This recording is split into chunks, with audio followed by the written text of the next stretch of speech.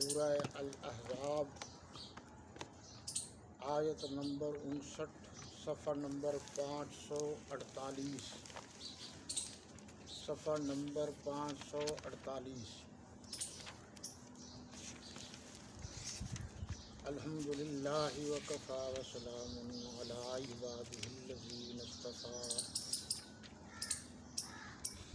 اما بعد فاعوذ باللہ من الشیطان الرجیم بسم اللہ الرحمن الرحیم یا ایہا النبی قل لازواجک وبناتک ونساء المؤمنین یدنین علیہن من جلابیبہن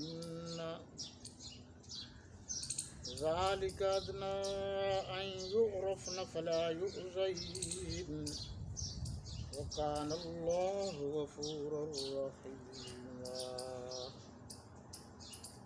صدق اللہ مولانا العظیم۔ ترجمہ دیکھیے، اے پیغمبر صلی اللہ علیہ وسلم اپنی بیویوں اور بیٹیوں اور مسلمانوں کی عورتوں سے کہہ دو کہ باہر نکلا کریں تو اپنے منہوں پر چادر لٹکا کر گھونگھٹ نکال لیا کریں۔ یہ امر ان کے لیے موجب شناخت و امتیاز ہوگا تو کوئی ان کو ایذا نہ دے گا، اور اللہ بخشنے والا مہربان ہے۔ ایذا تکلیف۔ اس آیہ مبارکہ کو آیت حجاب بھی کہتے ہیں۔ اصل میں اس میں اللہ تبارک و تعالی نے حجاب یعنی پردے کا حکم دیا ہے کہ اس وقت منافقین اور شرارتی لوگ خواہ مخواہ خواتین کو چھیڑا کرتے تھے۔ جب ان سے کہا جاتا کہ آپ ایسا کیوں کر رہے ہیں تو وہ کہتے کہ ہمیں کیا معلوم یہ کون ہے، یعنی مسلمان ہیں یا نہیں، آزاد عورتیں ہیں یا یہ غلام ہیں۔ یہ بہانے بناتے ہیں۔ اللہ تبارک و تعالی نے مسلمان خواتین کو امتیاز رکھنے کے لیے کہ ان کا مقام بھی برقرار رہے اور اعلیٰ مقام رہے، چادر اوڑھنے کا حکم دیا۔ جلباب مفرد ہے، جلابیب اس کی جمع ہے، لمبی چادر کو کہتے ہیں۔ اس دور میں جو لمبی چادر ہوتی تھی وہ خواتین اوڑھتی تھیں اور اس سے اپنا آنکھوں کے علاوہ تمام چہرہ چھپا لیتی تھی۔ پردے سے ہاتھ خارج ہیں اور پاؤں بھی خارج ہیں، آنکھیں بھی خارج ہیں، تاکہ ان کو کسی قسم کی تکلیف نہ ہو۔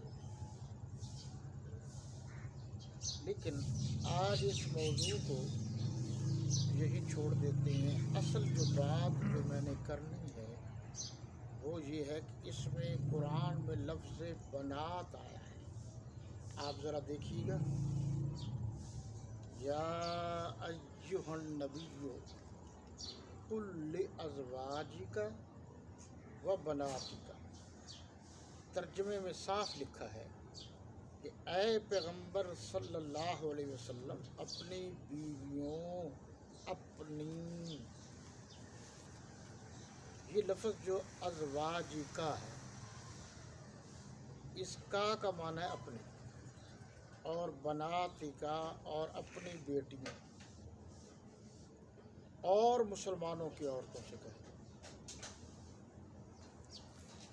یہ دیکھیے جی، حضور صلی اللہ علیہ وسلم کی بیویاں کوئی اور کسی کی بیوی نبی کی بیوی میں داخل تو نہیں ہو سکتی، جو حضور کی بیویاں ہیں وہی ہیں۔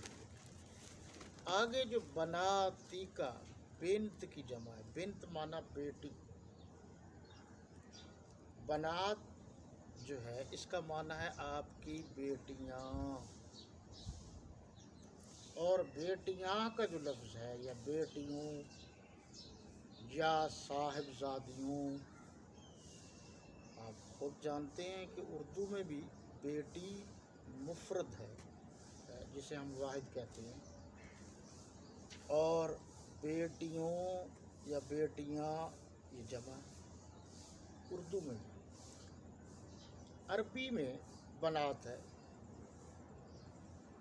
تو کسی مفسر نے جتنی بھی دنیا میں تفاسیر اس وقت تک چھپی ہیں، کسی تفسیر ترجمے میں اس کا ترجمہ بیٹی نہیں ہے، بیٹیوں ہے، صاحبزادیوں ہے، صاحبزادیاں ہے، جس کا معنی جمع ہے۔ عربی میں جو جمع ہے یہ 3 سے شروع ہوتی ہے۔ اردو میں اور ہے سلسلہ، عربی میں اور ہے واحد، یا جسے ہم مفرد کہتے ہیں عربی میں، مفرد تثنیہ جمع، تثنیہ 2، جمع 2 سے زائد، 3 سے جمع شروع ہوتی ہے۔ اب یہ بات تو طے ہو گئی کہ 3 سے جب جمع شروع ہوتی ہے تو حضور صلی اللہ علیہ وسلم کی بیٹیاں ایک نہیں 4 تھیں۔ اب 4 کی دلیل کیا ہے کہ 4 تھی؟ اب ظہر کے فرض 4 ہیں، اس کی دلیل کیا ہے؟ عصر کے فرض 4 ہیں، اس کی دلیل کیا ہے؟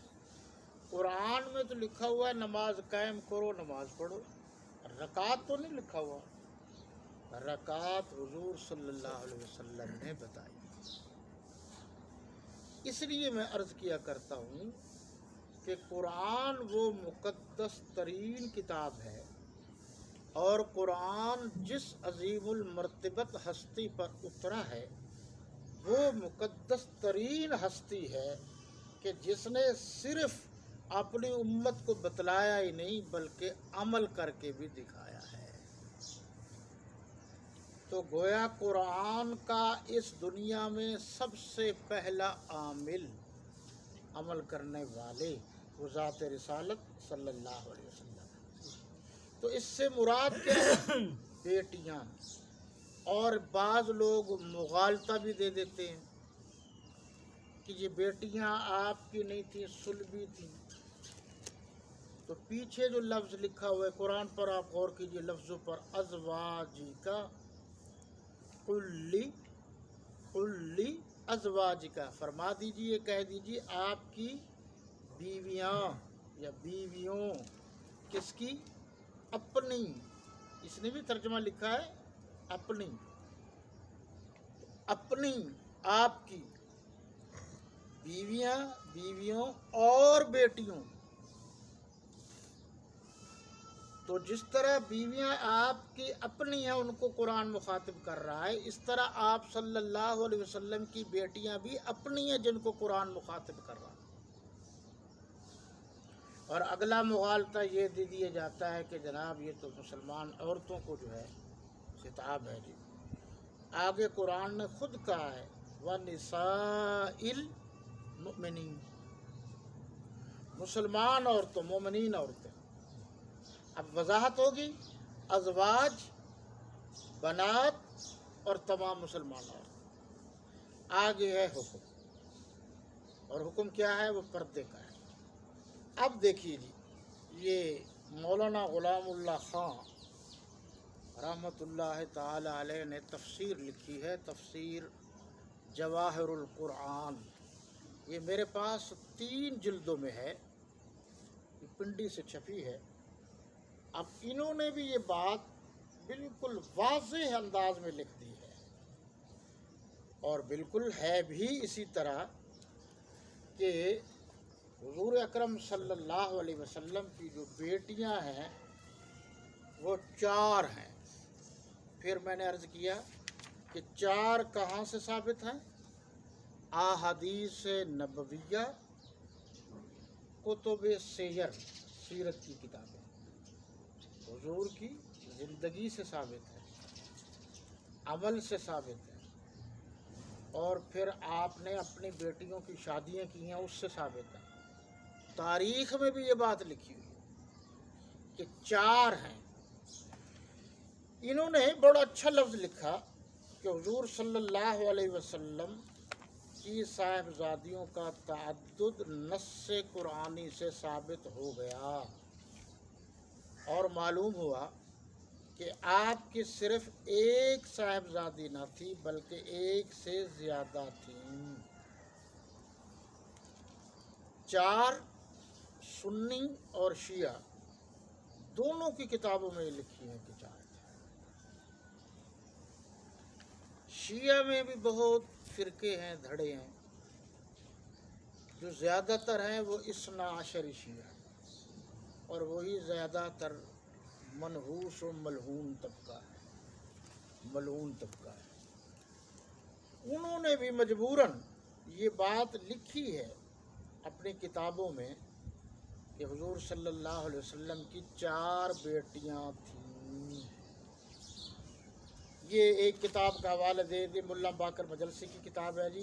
انہوں نے لکھا ہے کہ در قرب الاسناد بسند معتبر از حضرت صادق روایت کرداست کہ از برائے رسول خدا صلی اللہ علیہ وسلم از خدیجہ متولد شدند طاہر و قاسم و فاطمہ و ام کلثوم و رقیہ و زینب۔